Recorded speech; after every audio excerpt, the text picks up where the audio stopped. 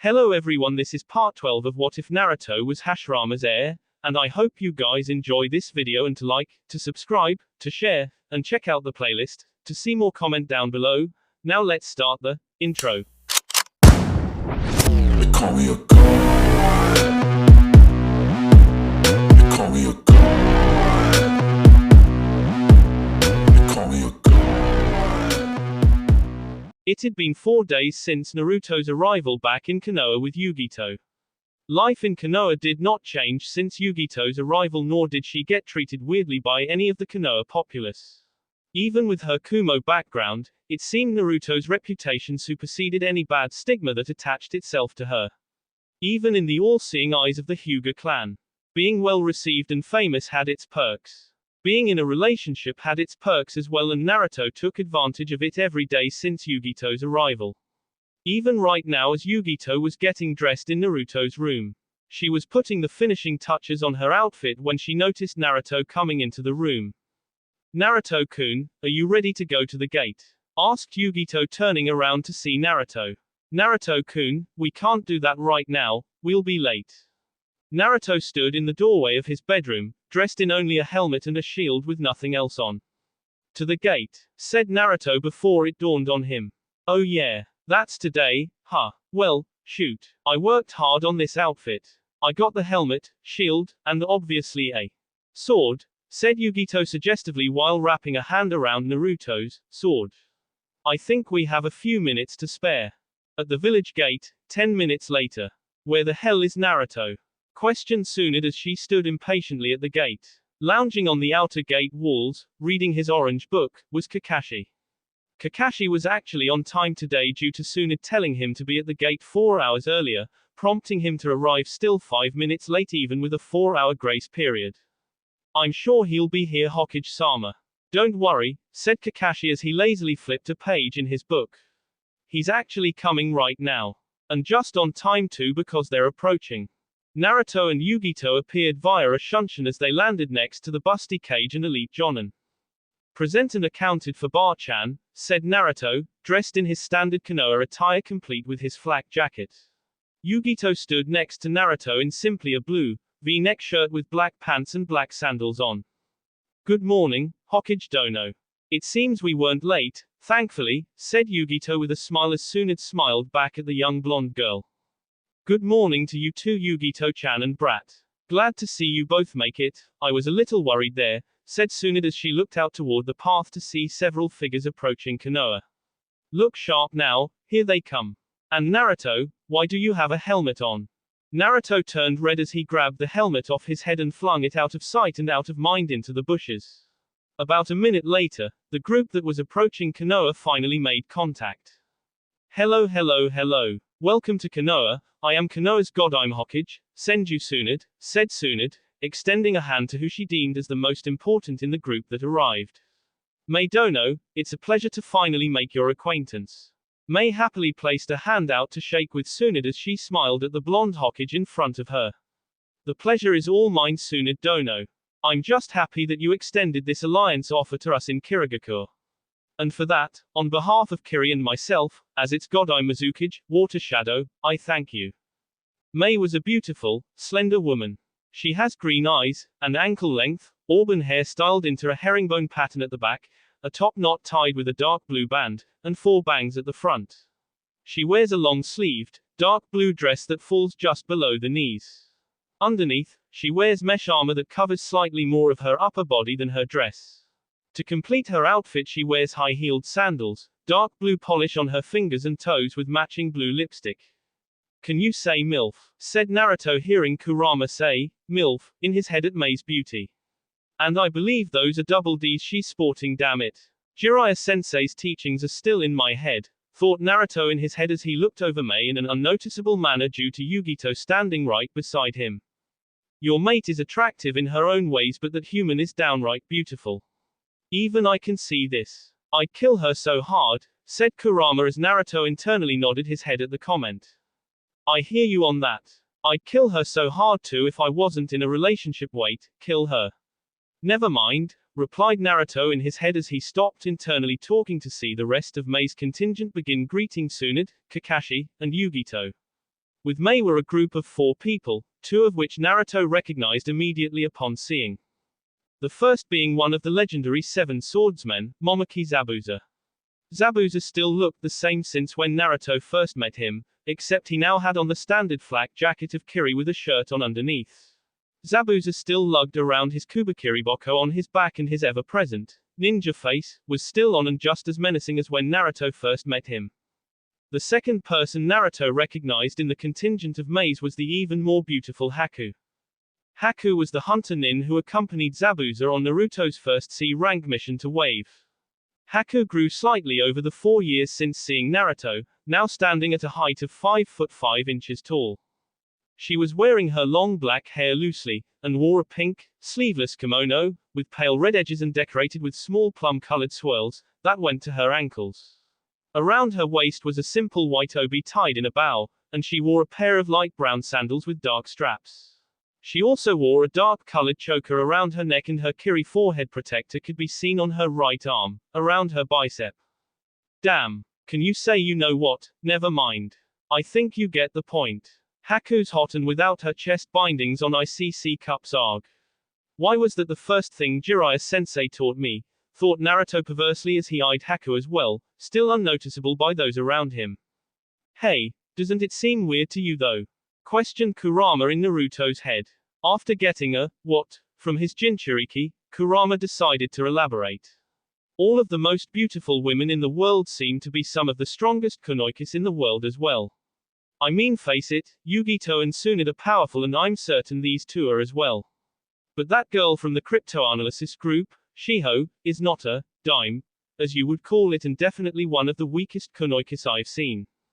That's cold, Kurama, but that is weird, isn't it?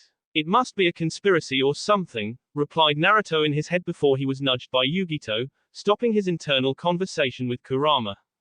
Naruto-kun, are you not going to shake his hand?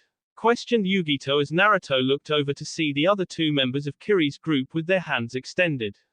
Naruto nodded his head before extending a hand out to the 2 others with Mei. Sorry about that, I was lost in my head in contemplation. I'm Naruto, said Naruto, shaking the first guy's hand. It's no worries. I'm Chojuro, said the now known Chojuro. Chojuro was a ninja of seemingly the same age as Naruto. Chojuro has short, tufty blue hair, and dark eyes. He also has pointed, shark-like teeth. He wears square, black-rimmed glasses connected to ear protectors, a blue pinstriped shirt, and camouflage pattern pants. Also, he wears his forehead protector on the front of his holster, which he uses to carry Hiramekare. Naruto noticed the shark-like teeth of Chojuro and the sword on his back and perked up at the 2 traits. You're a member of the 7 swordsmen of the mist? Questioned Naruto excitedly at that prospect. Chojuro fidgeted slightly at Naruto's question. Well, yes, I am one of the 7 swordsmen, and this is my blade, Hiramekare, said Chojuro, though you could tell from just that one sentence that he was a timid individual. Well, that's cool. I'd love to spar with you someday during your stay here, it'd be fun to see what you could do, said Naruto with a smile that Chojuro awkwardly nodded back to and attempted to reciprocate. The man standing next to Chojuro shook his head at the actions that just proceeded. Kids these days have no respect for their elders. I mean, back in my day, we used to shake hands with the elder shinobi first before shaking hands with the younger ones, as a sign of respect, said the man before seeing Naruto extend his hand toward him. My apologies, sir, but I do actually recognize you. You're a member of Kiri's Anbu Hunter Nin Division and one of the heroes of the war against Yagura. Ow. If I'm not mistaken. It's a pleasure to meet you, said Naruto as Ao looked impressed at the young man before him. My, it seems the younger generation does have a few good ninjas. It's good that you know your history. But then again, information is one of a ninja's best tools, and I'm certain you know that, said Ao as Naruto nodded his head. While Naruto was talking with Chojuro and Ao, Yugito walked over to Haku and began to engage her in conversation. Hi, I'm Ni Yugito, said Yugito as she held a hand out for Haku to shake, which Haku shook in kind. Nice to meet you, Yugito-san, I'm Yuki Haku. I've heard so much about you from Naruto-kun's letters. Yugito arched an eyebrow at that as Haku put up placating hands. No, it's nothing like that. Naruto was mainly the go-between me and another ninja, but I did ask him about his life and you were at the head of it. He's quite into you. Is he really? Questioned Yugito as Haku reached into the backpack that she held. I have the letters with me. Want me to read what he said? Questioned Haku with a small smirk as Yugito nodded her head jovially. While all this was going on, Mei and Tsunade were busy chatting away with one another, so Zabuza figured he'd go and talk to the only person of the group that he deemed okay. Kakashi, said Zabuza as the silver-haired ninja peered his lone, visible eye at the Kiri ninja. Zabuza, replied Kakashi before eye smiling at him. Seems you've become quite the shinobi since our last meeting. A visible grin could be seen behind the bandaged part of Zabuza's face. One of Kiri's elite jonin if you want to get technical, and also the leader of the next 7 swordsmen. It's quite the accomplishment, said Zabuza as he looked over at Naruto talking to Chojuro. And it seems that while you haven't seemed to change, that blonde-haired brat has gotten quite famous and tall since the last time we met. Kakashi also panned his eyes over to Naruto. Seems like he has, but it wasn't because of me, that's all him, said Kakashi smiling before looking at Haku. And it seems she's grown up well. Zabuza chuckled slightly. So she has. We've been together now for 15 years and finally, she seems happy. No more running, no more dangerous missions for money. Well, maybe not that last thing. We're shinobi after all, but we have a home in Kiri and it's only getting better. So it seems. Don't tear up on me now, Zabuza. I don't think I have a tissue on me, said Kakashi as he flipped a page in his book. Zabuza looked ready to respond to Kakashi's statement before Tsunade's voice sounded out over everyone, ending all of the conversations. Well, now that we are all acquainted, I'm certain that those from Kiri are tired from their long travel. If you would like, I can get you all set up for your stay this evening, said Tsunade with a smile as all of the surrounding shinobi nodded their heads in agreement. Great, Naruto, if you would be so kind to show them to their rooms. And we'll begin our talks at 10 a.m. on the day after tomorrow, once my council members return from their meeting with our daimyo. Until then. If those from Kiri would follow me, said Naruto as he led the Kiri contingent through Konoha and into one of its most luxurious hotels. On his way, Naruto spotted a hawk flying through Konoha and land on Hashirama's head. Naruto couldn't help but smile. Suna, Kumo, and now Kiri. One village at a time, Gigi. I'll get that piece you desired, thought Naruto fondly of his grandfather, Hashirama, as he watched the hawk take back off and fly through the air. Naruto's apartment, same time. A small, white snake slithered its way through Naruto's apartment. Attached to that white snake was a note that carried a seal on it with the Uchiha clan crest attached to the back of it. The snake was actually one of Sasuke's summonings and it was attempting to make its way to Naruto so it can hand him the note attached to his back. However, that plan was stopped as a sword pierced the back of the snake in the note. Holding onto that sword was one of Konoha's elders, Danzo Shimura. Sorry, Sasuke, but to be honest, I need you gone. It'll be easier to control Orochimaru if you've been absorbed by him, especially considering that curse seal implanted on you.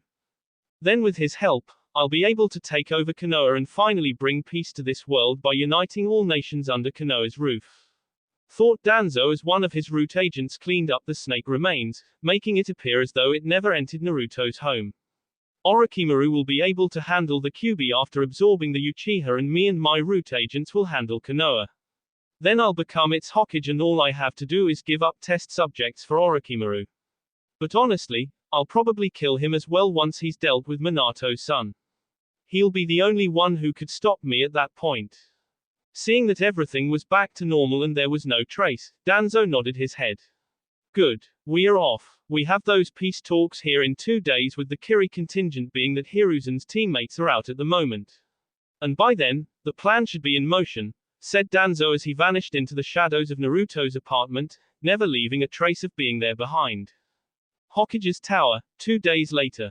It was morning time and approximately 9:30 when Tsunade received a knock at her door. Come in, said Tsunade, putting down her paperwork to see a man with a cane walk through the door.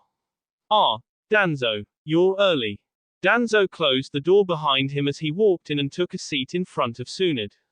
Haim, it's been, and always has been, my personal preference to show up at least 30 minutes earlier.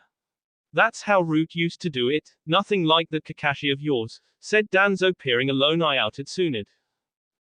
Wonder why he separated it like that by saying Kakashi was mine, thought Tsunade as she went back to her paperwork. While true, a little strange. He's technically over Kakashi too. Off the record at the moment, since we're both alone, said Tsunade, noticing Danzo wasn't accompanied by his Root agents at the moment. Probably didn't want to risk the Mizukage noticing their presence during the meeting. Have you heard back from Sasuke? It should be about time to go after Orochimaru. Danzo closed his lone eye before answering. Not yet. Though it is true, Orochimaru should be trying to take over him here soon. Unless Sasuke switched sides, but no, that couldn't be possible. I personally trained him, said Danzo as Tsunade nodded her head in acknowledgement. True, and from what Naruto said about his most recent meeting with him, he was asking for help, so it's unlikely that he'd become a traitor, said Tsunade as she shifted her eyes up at Danzo. You didn't already send out a squad to get Sasuke, did you? Because you know how much Naruto wants to be a part of it. It's impressive that he hasn't told anyone about Root in the first place. Of course not. If and when we head out to retrieve Sasuke and end Orochimaru, Naruto will be the leader of that mission, but only if you deem it, said Danzo as Tsunade smiled. Great. I'm just glad there are no misunderstandings here. Because if you did attempt to botch the retrieval of one of my ninjas, for your own personal gain or any reason for that matter, I'll lock you away in a jail cell and end your Root program, said Tsunade in her regular voice, but Danzo could hear the authority and venom behind it. Danzo never showed any reaction to Tsunade's words on the outside, but internally he was contemplating what was said. The way she speaks is as if she knows. But that's impossible, I covered all my tracks and, thought Danzo as with a shunshin, Naruto appeared in the room with Yugito. That boy is still here. If Tsunade knew, then she'd have sent him immediately, since it'd take 2 days to get there, even at his speed. So if he hasn't left by now, then there's no way he'd get there on time. Hey Bar-chan, said Naruto with a smile before turning his face toward Danzo, ending his smile upon seeing him. Elder Danzo. Hello Tsunade Dono, said Yugito as she smiled at the blonde Hokage. Tsunade smiled back at the appearance of her favorite blondes. Yugito-chan and Naruto, nice of you two to be here. Glad you could make it on time, said Tsunade as she and Yugito began to engage in a conversation. Naruto's eyes never panned off of Danzo, however. Hello, Naruto. I see you're here for the meeting. Naruto held a stern face. Of course, I had a hand in making sure this alliance went through, so Tsunade Bar-chan asked me if I wanted to come, and I wasn't going to defy my Hokage. I'd never do something like that. He still holds animosity toward me since I sent those Root agents to stop him all those years ago, thought Danzo before answering. Neither would I. Everything I do is for Konoha, and I'm sure your Hokage understands that, and that's why she has sided with me in the past and will likely side with me in the future. HMPH, it seems he refers to the moment when Tsunade sent out you and that ragtag group of rookie ninjas to try and stop Sasuke, knowing there were better shinobi available. Naruto mentally nodded. It would seem so. I just can't wait for the day that Tsunade lets me kick his ass, replied Naruto back to his Bayou partner. Oh yes, definitely. I've wanted to take a crack at that guy for the longest. Ever since I was, in, your mother. Oh don't worry. I'll be sure to let you take a crack at him, said Naruto before he realized something about Kurama's statement. What did you mean when you said, in, my mother? Naruto heard nothing but a chuckle from Kurama in response. A few seconds later, another knock came at the door as Naruto performed a shunshin to appear before it and open the door. Upon opening it, Naruto was met by one of his favorite people in the world. Nei-chan, said Naruto excitedly as he grabbed Shizune in a bear hug.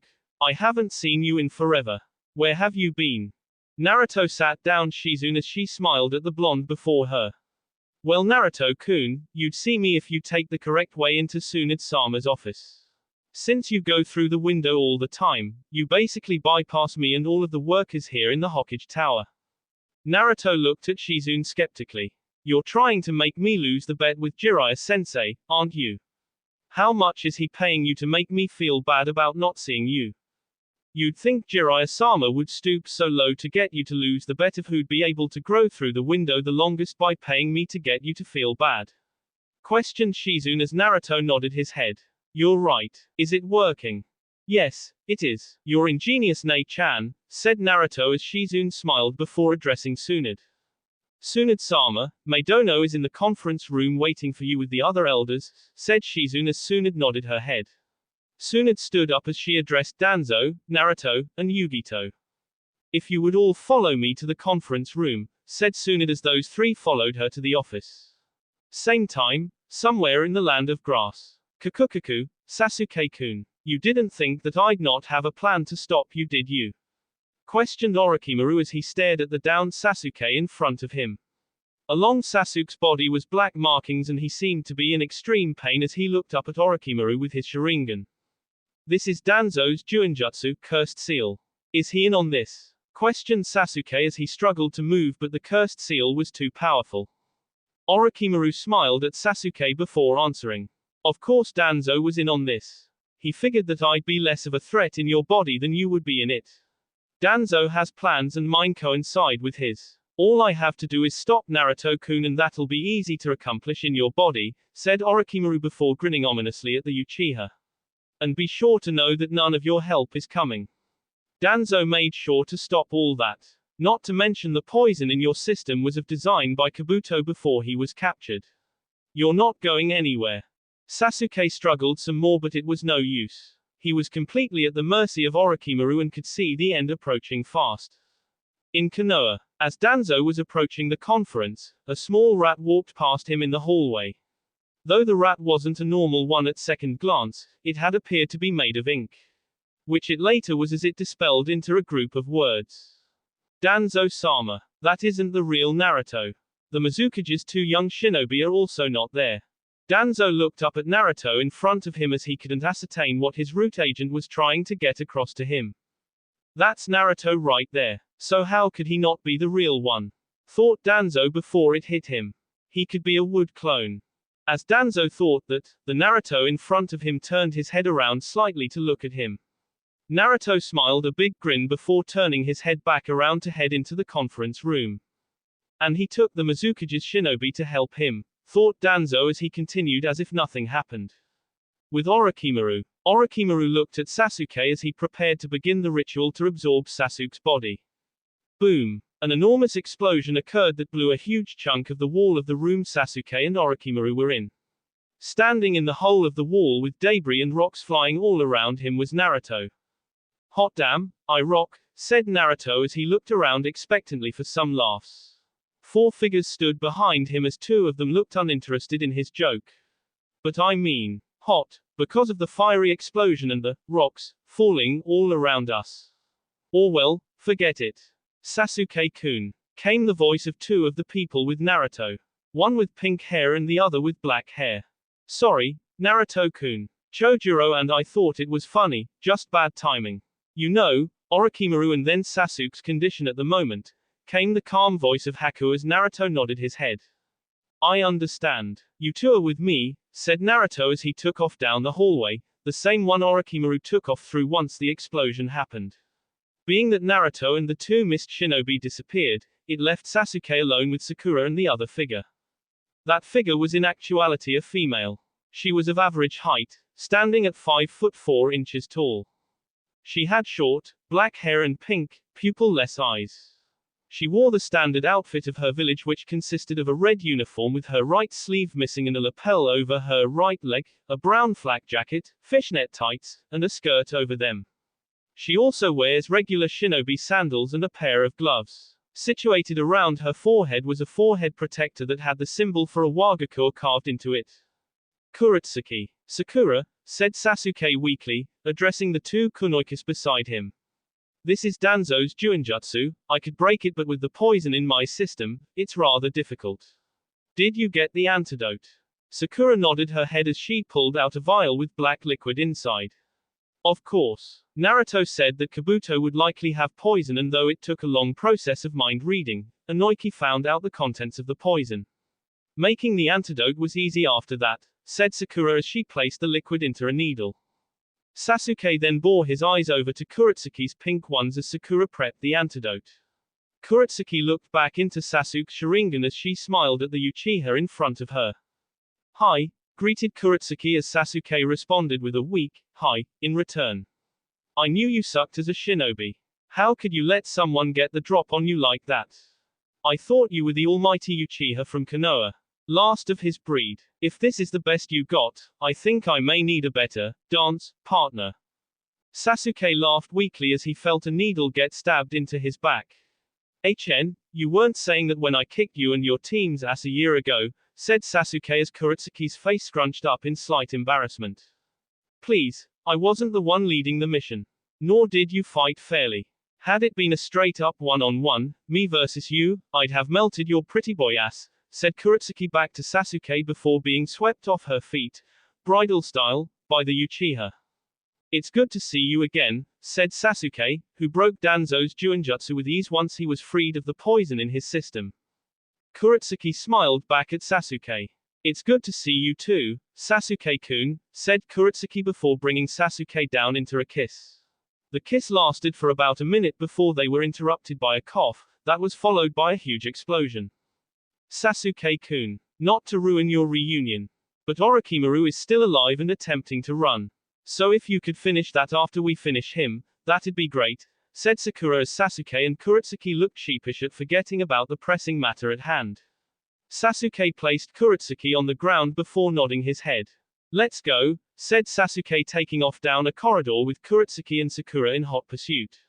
Coming around a corner, they were met with an intriguing sight. Orochimaru was standing on top of a corridor, as he watched Naruto and the two mist shinobis battle Edo Tensei reincarnations. Sasuke immediately recognized both of the Edo Tenseis and a tear came to his eye. Especially at the female one. Ka-chan, said Sasuke as they're in Edo Tensei form, was his mother, Uchiha Mikoto. Upon hearing Ka-chan, Mikoto turned to see the owner of that voice. Sasuke-chan, said Mikoto, staring out at Sasuke. I guess this Edo Tensei has its blessings, I get to see my baby boy all grown up. Sasuke stared out at Mikoto for a few more seconds before he heard Naruto slam the other figure into the ground. In doing so, Naruto slammed a palm in the stomach of the reincarnation. Fuan, seal, said Naruto as a seal spread out over the body of the figure, immobilizing him. Sorry about your dad Sasuke, but you know how this goes. The only way to stop an Edo Tensei is to either seal them, make the user dispel the technique, or have them reach nirvana so that their souls are free to ascend from the trapped bodies. It's just I never guessed your mom would be stronger than your dad.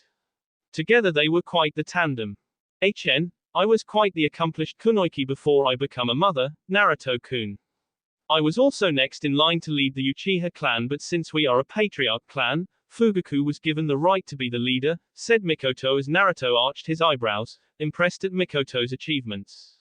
Well, at least you can't coordinate with anyone. It should be easier to stop you now, said Naruto before he heard Orochimaru laugh. Kakukaku. Naruto-kun, you underestimate me and my power. I just needed to spare some time before I could gain enough power to summon the next body. One I'm sure you'll know well, said Orochimaru before clapping his hands together. Kuchiyos, Edo Tensei, summoning, impure world reincarnation, said Orochimaru as a coffin rose beside him. This coffin was different however as it was blood red in color. Mikoto jumped back up beside Orochimaru and the coffin, just as the lid to the coffin fell, revealing the person. Naruto's eyes bulged out at who Orochimaru managed to summon. If you thought Mikoto and Fugaku were tough as a tandem, just imagine what these two can do. Actually don't imagine, because you'll have to face them right now, said Orochimaru as Naruto began to tremble slightly. Naruto immediately recognized the person. Seeing their face made Naruto feel weak in the knees. Ka-chan, said Naruto weakly as Uzumaki Kushina was reincarnated by Orochimaru. Kushina's eyes opened to reveal black sclerae surrounding violet eyes that matched Naruto's. Kushina's eyes then pandered over into Naruto's own. Naruto-chan, my baby. My how you've grown, said Kushina, smiling at the young man in front of her. Kushina then looked behind her to see Orochimaru standing there with a devious grin on his face. Orochimaru team, I should have known this would happen. Of course my dear Kushina-chan. And I'll have you know, your son is quite the nuisance to me. So why not have the person who brought him into this world, be the one to take him out? Asked a smiling Orochimaru before commanding Kushina mentally to attack her son. Mikoto was made to follow suit as she lunged out at Sasuke. Naruto caught Kushina's fist in his palm, as his feet skidded back due to the power behind the strike. Sasuke merely parried Mikoto's fist as she continued past him, cracking the ground slightly. The mother and son duos then began a fast taijutsu battle as blows were exchanged from mother to son. While this was going on, the other 4 members of Naruto's group were wondering what to do. Should we help them or should we go after Orochimaru? Questioned Chojuro, anxious to know what to do. Naruto dodged one of Kushina's kicks before backpedaling towards Sasuke. Sasuke performed a backflip to evade Mikoto's punch as he landed back to back with Naruto. Naruto took the opportunity to address his team. Don't worry guys. Sasuke and I will handle our mothers. You guys just go grab the other 3 people who will be joining us, said Naruto as Sasuke reached into his back pocket. Here are their coordinates. Meet us at the rendezvous point and we'll head out from there, said Sasuke as the team of 4 nodded before taking off toward the first person on the list, who wasn't far away and was trapped in a container of water.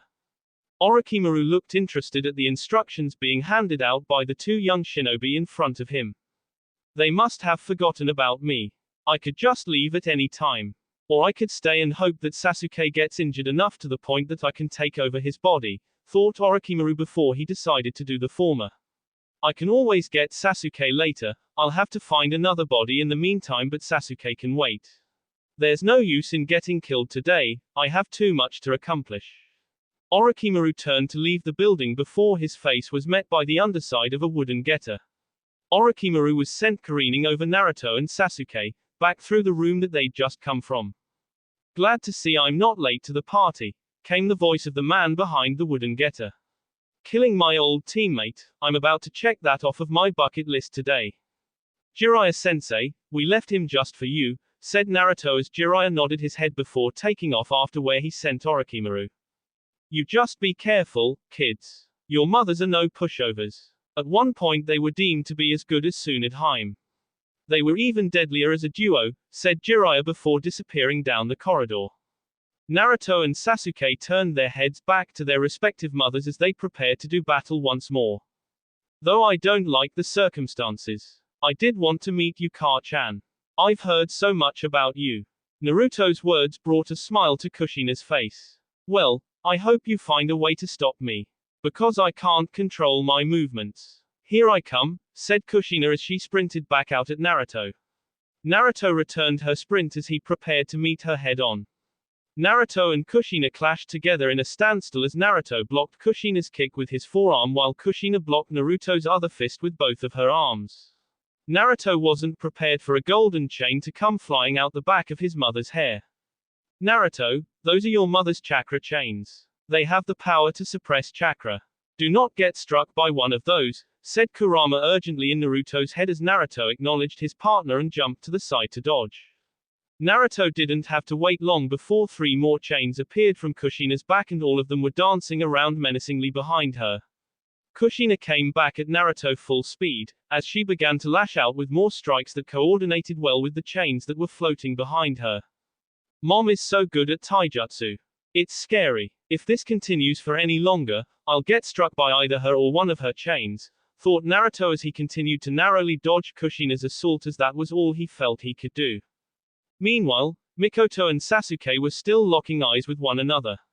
Though on the outside it appeared as if they were just standing there. However, the two were actually locked in a battle of genjutsu.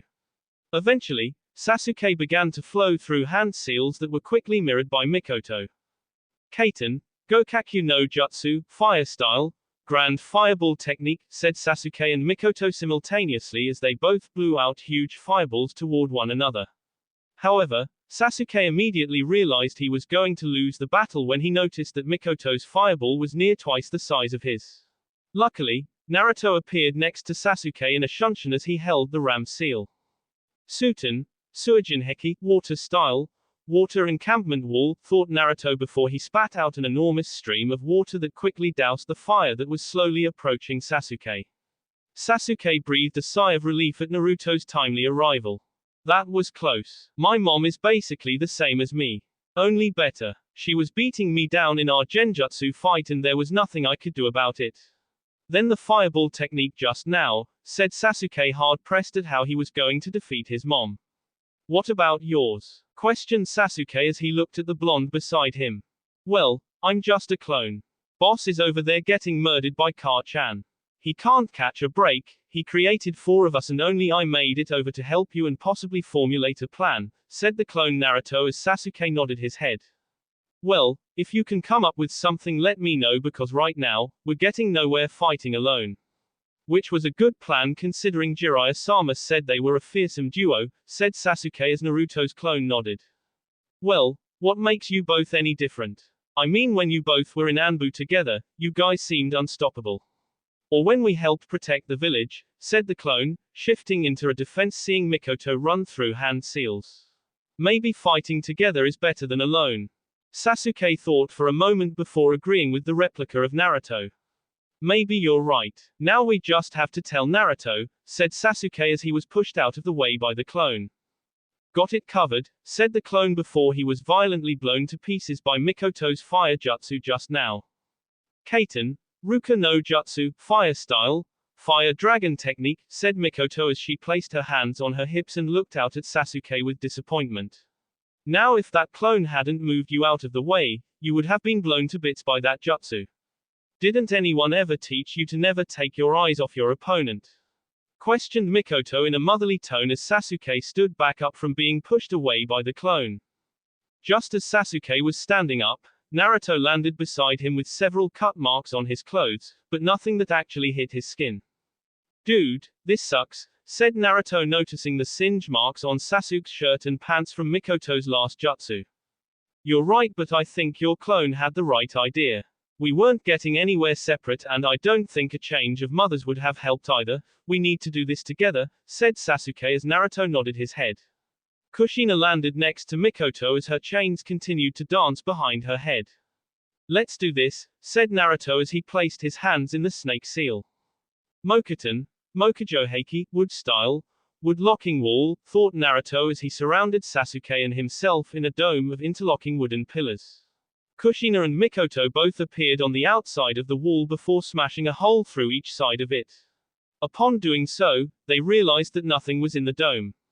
Only a ceiling array could be seen on the ground, that spread out underneath the both of them. Mokuton Kuchio's, wood-style summoning, thought Naruto as a huge, Venus flytrap sprung from the ground to eat Kushina and Mikoto. Both Mikoto and Kushina jumped as Mikoto fired a huge fireball into the mouth of the giant plant. The plant swallowed the fireball whole as it began to burn internally while smoke clouded the area. The plant continued to burn to a crisp as Mikoto and Kushina could be seen coming out of the smoke cloud, descending to the ground. Upon descending, however, they were met in midair by Sasuke. Dabaru Chidori, double Chidori, shouted Sasuke, who held 2 Chidoris in his hands that pierced both Mikoto and Kushina at the same time. Sasuke immediately pulled his hand out of Mikoto and Kushina as a branch snagged him and pulled him away from the two. Boom. Both Mikoto and Kushina had exploded in midair. Car-chan must have made the switch while they were in the smoke cloud, said Naruto, bringing Sasuke down beside him from the branch that was his arm. Naruto's arm morphed back into his regular arm as he sensed Mikoto and Kushina behind him and Sasuke. This is going to be a long fight, Sasuke. I'm sorry baby. I can't help it, said Kushina as Naruto nodded his head in understanding. Mikoto then smiled. It seems you were right, Kushina. Sasuke and Naruto did grow up to be friends. And that combination just now would have gotten lesser shinobis. This is great, too bad we have to fight each other. Yeah, I hear you on that, said Sasuke as Mikoto and Kushina began to sprint back at their sons. Here they come. Again. With Haku and Chojuro. The group of 4 consisting of Haku, Chojuro, Sakura, and Kuretsuki split up to get to their targets faster. Sakura took to the southernmost hideout in search of one of the people on Sasuke's list. Kuretsuki took to the northernmost hideout in search of the second person on Sasuke's list. While Haku and Chojuro took to the third member of Sasuke's list. Haku rounded a turn with Chojuro as they were met with a door that appeared to be bolted shut. Haku stopped in front of the door as she looked back at Chojuro behind her. Haku placed a hand on the door as ice began to spread out over the door in its entirety. Feeling as though she froze enough of the door, Haku backed away. Chojuro, said Haku as Chojuro nodded his head. Chojuro pulled the big sword off his back as he held it with both hands. The bandages around the sword unraveled as Chojuro let out a big shout while swinging the sword at the door. Hiramekirai Kai, Hiramekirai release, said Chojuro as chakra-coated Hiramekirai before turning into the shape of a hammer. Chojuro smashed the chakra hammer into the frozen door, which turned into tiny pieces due to its newfound brittleness from Haku icing it. Haku was the first into the room as she came upon a large water tank. Haku didn't wait long before she heard a voice come from the water tank that made her smile happily on the inside. Is that Haku-chan? And Chojuro? Came a voice from the water tank as Haku smiled. Sugetsu-kun, you're here, said Haku as she and Chojuro prepared to set Sugetsu free. South hideout with Sakura. What the hell do you mean I have to come with you? Questioned a redhead girl, wearing glasses who looked to be the same age as Sakura. The girl was in a fighting stance as she attempted to fight Sakura. It's not me who wants you to come with us. It's Sasu, started Sakura before she had to dodge a punch from the redhead.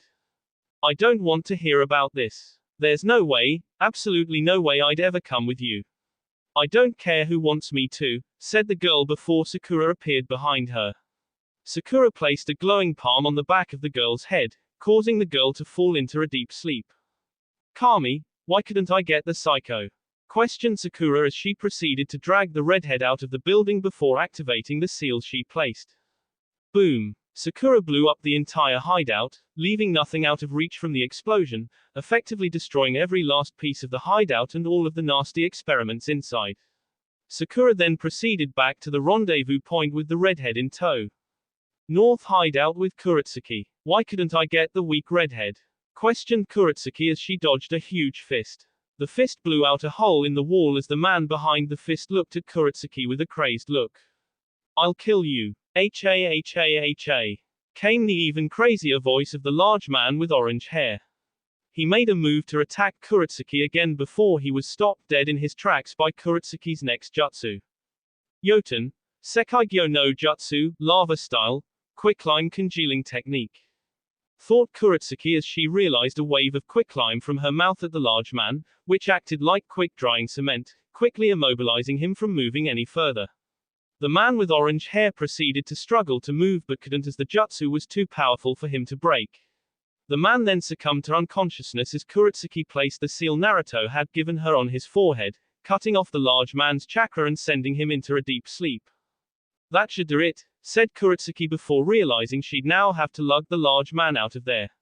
Sasuke owes me for this, finished Kuretsuki, picking up the man before heading out of the hideout. On her way out of the hideout, there were several other people situated outside. All of them were dead as Kuretsuki killed them on her way to her target. Cursed seal. I feel bad for killing you all but, it had to be done, said Kuretsuki and just before leaving, she placed the man on the ground as she put her hands in the snake seal. Kuretsuki slammed both of her palms on the ground as all around her, everything rumbled as if an earthquake was occurring. Doten, Sando no Jutsu, Earth Release, Sandwich Technique. Thought Kuretsuki as the ground began to rumble tremendously. On both sides of the hideout, enormous walls of earth rose that was double the size of the hideout before they closed together, sandwiching the entire hideout between them. Kuretsuki then placed her hands in the ram seal as she stomped the ground with her foot. The sandwich of earth Kuretsuki created spewed out a large amount of lava as Kuretsuki essentially created a volcano to destroy the northern hideout. Kuretsuki picked the man back up as she proceeded to head back to the rendezvous point. With Jiraiya and Orochimaru. Jiraiya jumped into the room he'd just kicked Orochimaru into to see Orochimaru regurgitating another one of himself. Jiraiya's sudden arrival surprised Orochimaru and that kick from earlier definitely would have killed or at least incapacitated a lesser man. Good to see you still alive there old friend, said Jiraiya staring into the slit eyes of Orochimaru. I hope that you didn't think I wouldn't show up to kill you. I feel I deserve that honor after all these years and since you killed my sensei. Kukukaku. Of course, you'd be here. I should have known, said Orochimaru as he interlaced his fingers. Orochimaru then proceeded to cough out his ever-sharp Kusanagi blade as he held it in his hands. I will kill you Jiraiya. And afterward, I will absorb that Uchiha boy once his mother is finished with him. Ha, if you think Naruto will get defeated, you have another thing coming. That kid is already stronger than both of us, and I'm sure that Sasuke kid is no pushover. Even if Kushina and Mikoto are powerful, those two will surely come away victorious. In which case, they'll come to watch me beat your ass, said Jiraiya as he continued to stall. That's if they can get over the emotional wall that'll impede their talents and thinking from facing the dear mothers, said Orochimaru with a smile as he finally realized why Jiraiya didn't immediately continue attacking him. Sage mode. Around Jiraiya's eyes, an orange pigmentation began to align across his brow as his eyes turned golden and his pupil became bar-like. Oh yeah, I'll have to remember to thank Naruto for those tips. I'm officially a complete sage, said Jiraiya with a smile. Jiraiya then smirked at his old friend Orochimaru. Oh yeah, it's about to go down. You're right, Jiraiya. It is. You're not the only one who was stalling for time, said Orochimaru as horns began to grow from his head and the purple pigmentation around his eyes grew darker and flowed farther down his face through his back. You're not the only one who knows Sage Mode. Jiraiya looked at Orochimaru as his smirk dropped slightly. Fuck, said Jiraiya as Orochimaru came sprinting at him with his sword cocked back. That will be all for this video. Be sure to like, subscribe, share, and comment down below for more videos. Goodbye.